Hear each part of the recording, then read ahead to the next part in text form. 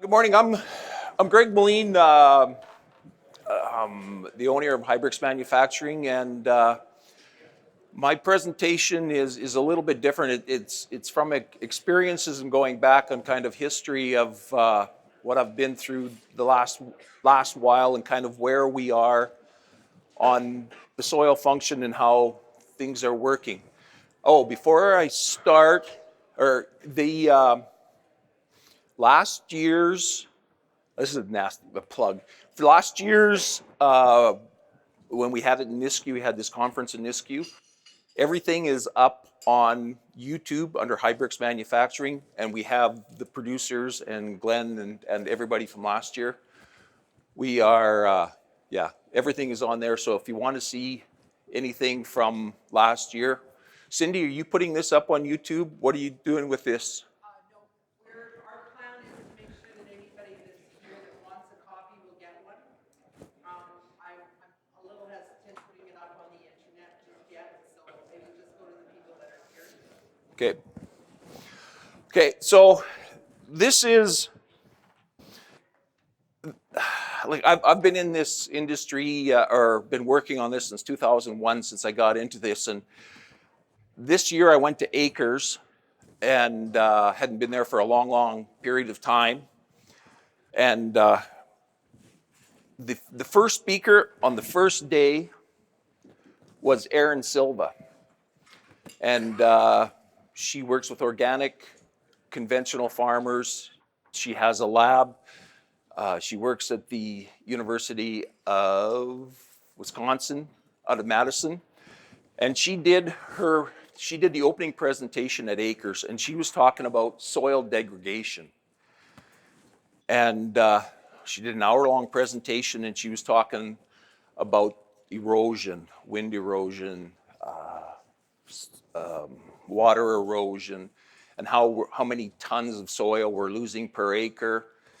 And the best of her knowledge to build it back was 1/100th of an inch per year with all the right practices of of companion crops and healthy crops in the soil. So in her presentation, she didn't give the numbers, but rough figuring, we are losing soil just to erosion about 8 times faster than we can build it at the best. And she went on with this conversation at the end of her presentation. At the end of her presentation, I went up to her and I asked her, 5 years ago, the soil or Save Soil, United Nations came out and said, okay, we have 30 to 50 years of farming left, that it's going to look like this. And when it kind of came out, you look at that and you go, that ain't going to happen. You're a long ways away from that. So I went up and asked her, we had this 5 years ago. With your presentation where it fits in, you didn't give any real numbers. Where are we now? And she was standing on a stage like this. She kind of looked down. You go, okay, hesitation. She got off of the stage, looking down like it's kind of 5, 6, 7, kind of uncomfortable pause. And she looks up and she goes, that's way too optimistic. Oh, unexpected. Because, they're kind of propaganda type people. So why do you think that? Why do you think that we are, well, she said, you've seen my presentation and what we did. She didn't get into with the compaction and stuff like that. She talked about carbon loss. And she says, well, what they see, and in her circle, what they're talking about is that we have better genetics for seed. We're using more fertilizers, and we're using more trace minerals. We have weeds that are resistant. We're using more herbicide. We're using more fungicides. We're using more insecticides. We're using more growth hormones. And here's the thing that she said, And we are getting less from our soil every year. So we're buying bushels. So that was kind of the unexpected type of conversation. So when you look at this ain't going to grow. In her conversation, this isn't going to be working either. We're coming to the wall on this, which is really, really kind of scary when you put the whole thought process together. So that got my mind thinking of, okay, are we close? Have we seen this again? So the rest of my presentation, it's going to be quick. I'm just going to talk about 3 different farmers and where they are, and they've all hit the wall, but they all have really, really good stories. So Glenn was talking yesterday about Frank Oligary, and the question is, why would I have a guy from California on my presentation? This was the first farm where I seen someone turn their soil around. So when we first met him, it was 2005, and I think that was the first, Glenn had talked to him, was the first time he was on his farm, and he was growing grapes. So he had the trellis, the drip system, and this is what he was going through before he decided to change. So he was putting his fertilizer, liquid fertilizer, through his drip. Through harvest, through harvest, he couldn't have anything growing on the ground. He couldn't have any grasses growing. So he had sterile soil. He was using soil sterilant, and sometimes things got away, so then he was spraying other herbicides on the soil. Through that drip system, he couldn't water any more than 2 to 2.5 hours because the water would pool on the top and run off. What else did he have going on? Yes, he put his nitrogen through his drip, and of course, his soil, we have a penetrometer, it didn't penetrate the soil. You had to push to get it in 1/4 inch. So again, that was where the water was coming off. So he was driving there was no biology, so he was driving his conductivity with nitrogen through the drip. So when you put the nitrogen in, spark the plant, get the conductivity, then he was getting fungus. Then he was coming in, a couple passes of fungicide. Now that's just normal. That's what you do. And then you kind of listen to this and go, oh boy, that's a lot. You got to be really busy. And then the real kicker came in. He goes, so for grapes, you have to have 23 bricks of sugar for the grapes to ferment. So with his soil and his growth, after the grapes bloomed and set, the grapes, he hired people to come in, the Mexicans, 10 to 15 to a group, to prune off his grapes so that he didn't harvest any more than 4 tons of grapes because his plants were so unhealthy that they couldn't sugar up to 23 bricks. Like, that was in 2005. So when you think back to what Silva said, that, okay, we're getting further and further out and our soil is producing less, when they were talking, so we would be 25 to 45 years, 20 years ago, there was people hitting this wall, that their soil isn't producing anymore, and it's not. The other thing, before I forget, when I talked to Silva, I said, okay, why isn't anybody talking about this? We hear nothing. Your presentation was good, very vague. No real direct, we're kind of in trouble. She said, I tried that. She said, I was speaking at a conference, and I tried that. I brought out the numbers, this is where we are, and we're getting short on this. She said, so I did the presentation and put it out, and she said, and I was speaking, she said, I could just see the audience. Fear, anger. She said, I lost everybody. So she said, it doesn't help to be talking, she said, what we're doing. And Dykstra, Mr. Tom, or Dr. Tom Dykstra, in his orange presentation yesterday, everybody after the presentation goes, what's wrong with those people? Why aren't they thinking? Why can't they see what's going on?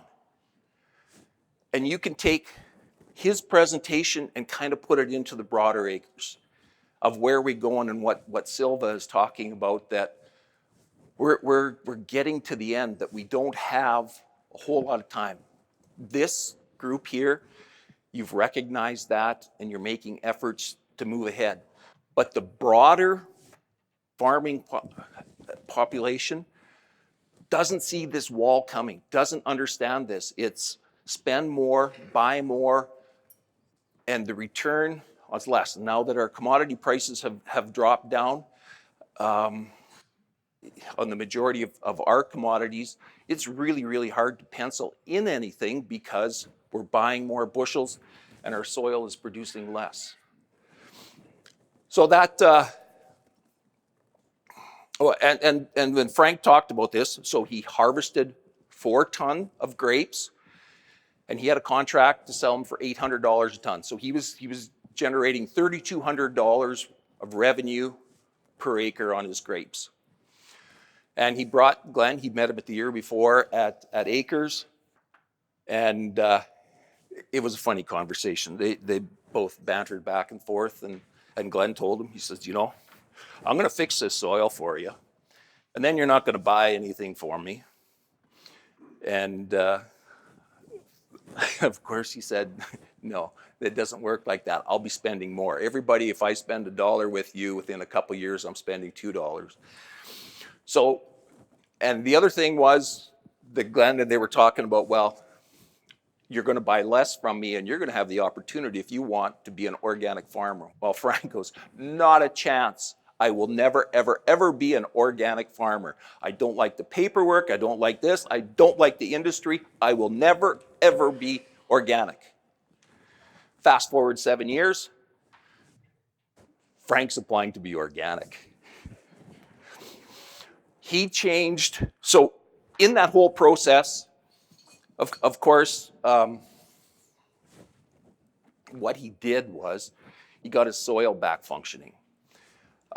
He moved into different crops, but in the time, so Glenn doesn't talk about this. What Frank did was he took 1 pound of calcium per acre is what he put on.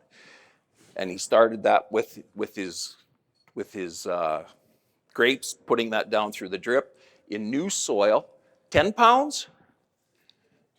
Yeah, on new soil, he put 10 pounds per acre. He had a D7 cat with a ripper that would go 2 feet deep, and he put nozzles on it every 4 inches.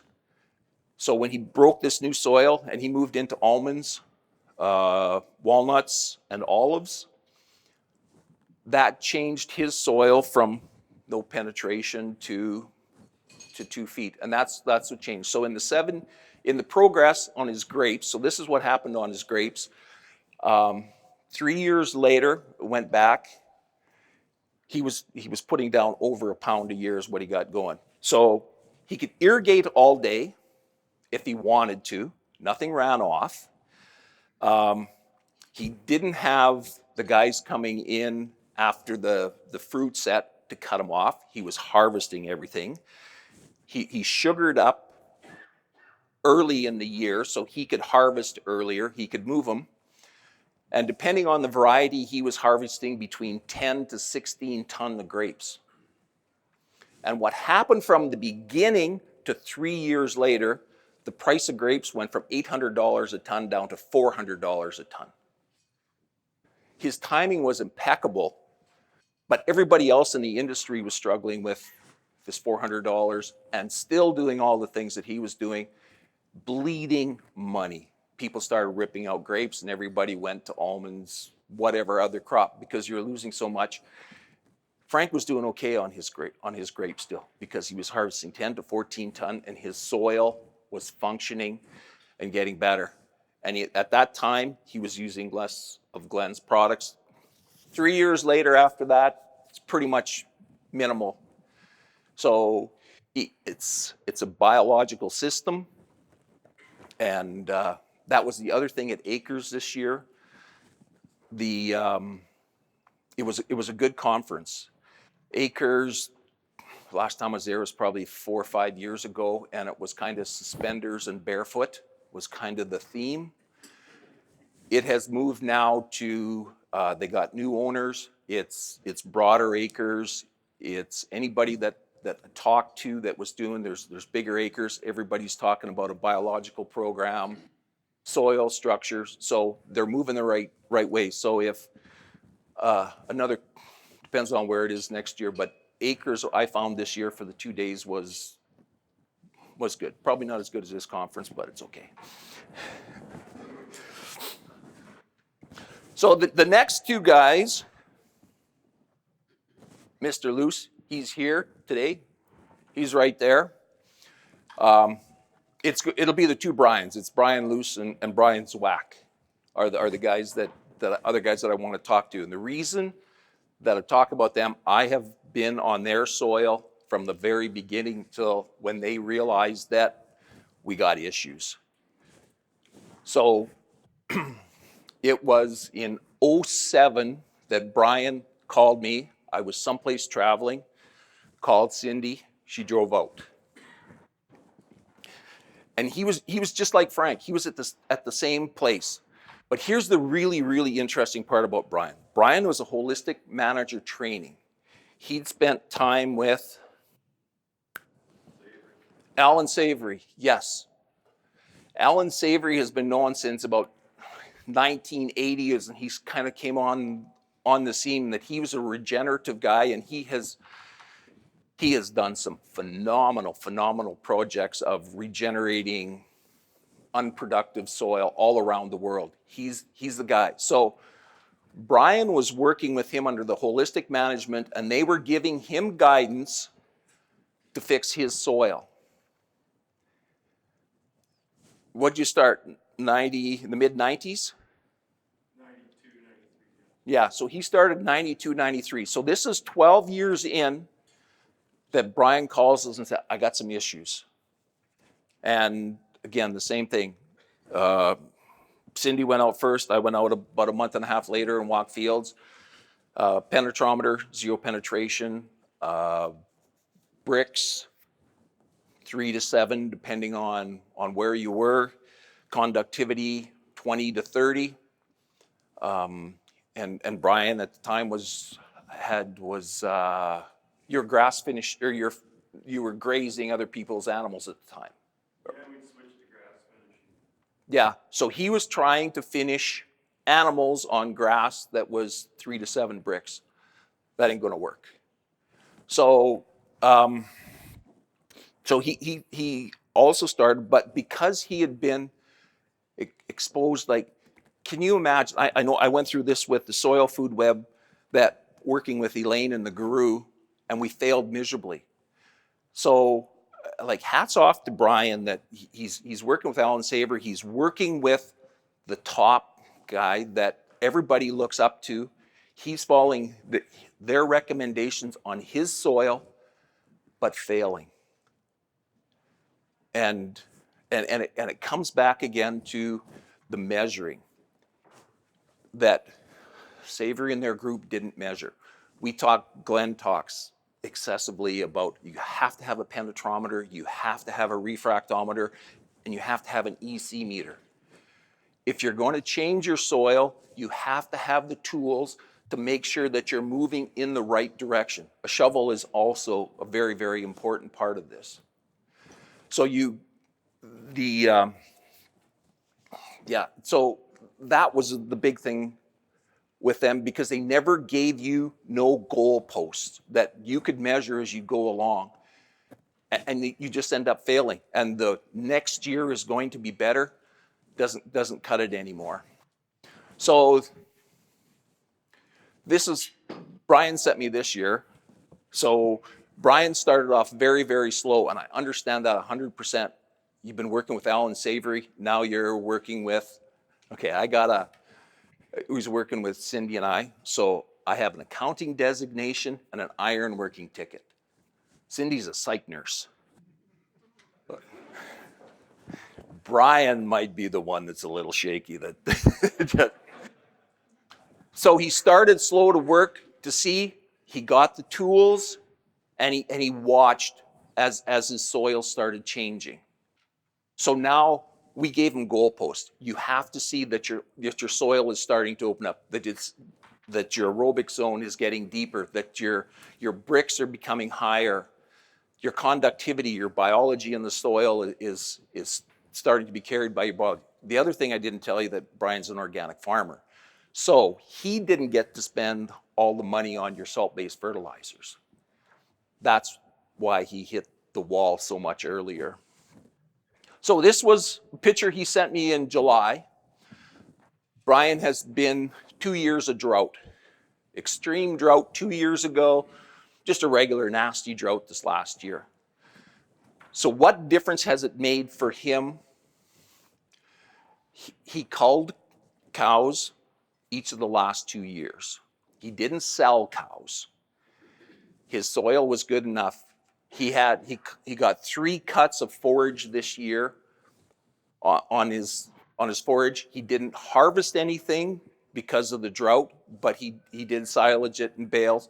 So he has enough forage for his animals that generate the majority of his revenue on his farm.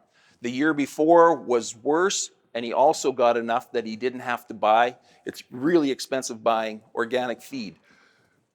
So if he would have carried on from 2007, I can only guess, but he would have had to sell a lot of cows. I'm guessing he would have gave up his organic certificate because you couldn't afford to buy, and you wouldn't have the money to do it. Would that be correct? Yep. So this is what I mean. I'm not saying that Brian is, well, I don't know what his financials are, but he's not loaded. He's not making a tremendous amount of money. It's not exorbitant where he's got drivers and private jets and stuff like that. But he's surviving. He got through, and if he wouldn't have done it, his soil would have dropped him out, and he's 100 and some years is what their family has been on that land.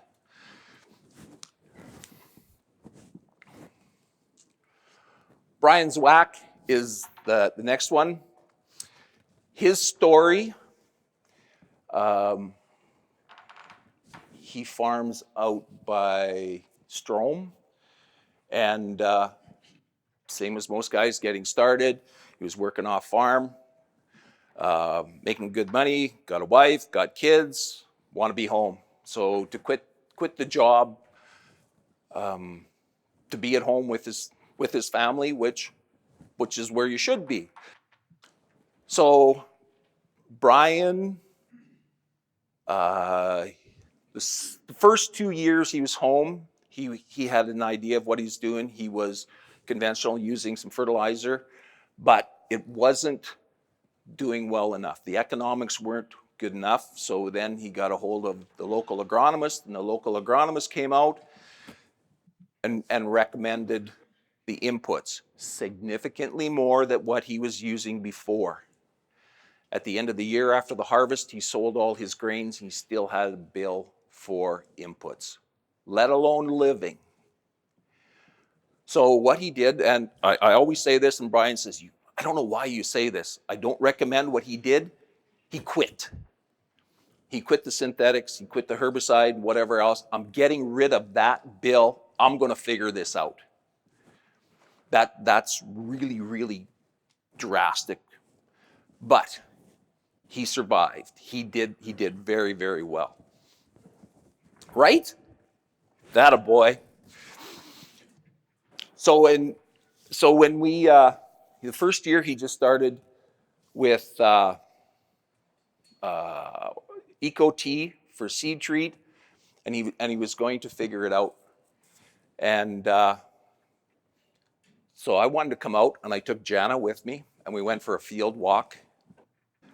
And Jana was brutally honest, because he had, again, in the same type as Brian, the magnesium was an issue. He had no aerobic soil.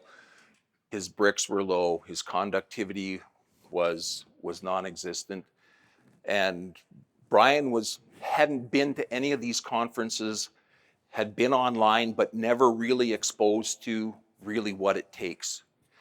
And yeah, it was about 6 or 8 months later, Brian says that Jana just destroyed him, being so honest of what was going, because he hadn't been there yet. He didn't know what this whole function is. So so the next winter, we that was Thomas Kern from, we was talking about pigs in the pen and building compost. And after the first the first conference that we had with him, 2 weeks later, Brian had a pen and pigs going. So Brian has been there. That's where he is. He's doing compost. That's the part of his biological part of it. Again, the GSR calcium, Glenn's calcium, is absolutely essential in this transition. Brian Luce, same thing. That it's what opens it up so that you can get to the next level. So this is Brian's soil. So this is 4 years. Like when I was, Silva was talking 1/100th of an inch per year, 100 years, 1 inch. This is what Brian has done in 4 years. So he's got an inch of functioning soil, and each year that you can see, and now he's got in 4 years, he's went from 0 to over 5 inches of structured soil. And the last 2 years, he has also been in a drought. And so what has happened here is very, very impressive, especially on a drought. I'm really excited to see what's going to happen when we do get some rain, that we get a normal year and a normal function, that what this soil has done. But in 4 years, he has went from unfunctioning soil, and now that Brian has seen what he has here, don't look at your watch when you're speaking.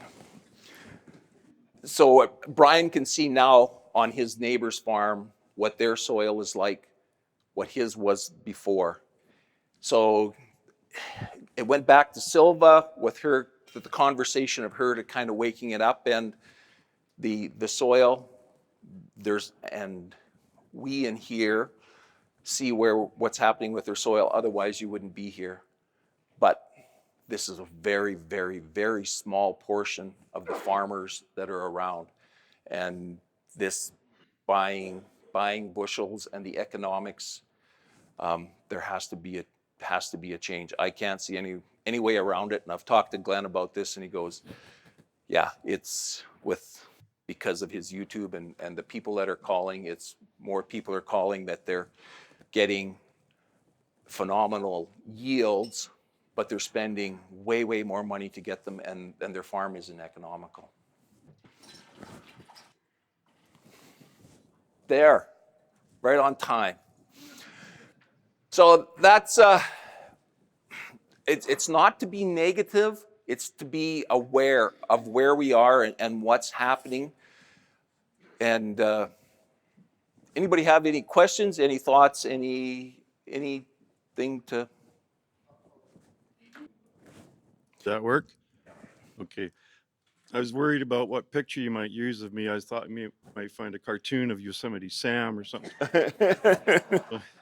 Thanks for that. Maybe you can comment on this. We see soil loss, the wind blowing it, the water erosion. There is a soil loss that we've noticed that can happen when you lose the air in your soil. It seems to go back to that base material. So like we lost soil during all the years that we had that wonderful grass cover.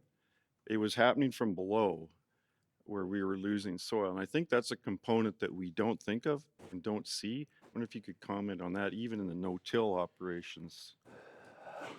Yeah, because we think that all of our erosion, everything goes from the top down, that we're losing soil on top. But there's no scientific, but I think that as we are using more synthetics, more salts, that we're burning the carbon out of our soil, we have no humus left, that the depth of our A horizon is shrinking from the bottom. And I didn't mention that, but there is, like, humus is really what we need. We need the interaction of the plant and the biology to create humus. And the interesting part about humus, up till 1965 to 1980, before that, humus was something that they put on your soil test. When they brought in the synthetics, the humus numbers dropped. So what they did is they brought in organic matter. So it's impossible to find any lab that does checking for humus, because we don't have it. And the humus is that special piece of matter that's made with the biology in the plant. It's electrically neutral. It's a pantry of colloidal minerals that the plant can use, made out of carbon. And we can't replicate that, but we don't test for it anymore, so it doesn't matter.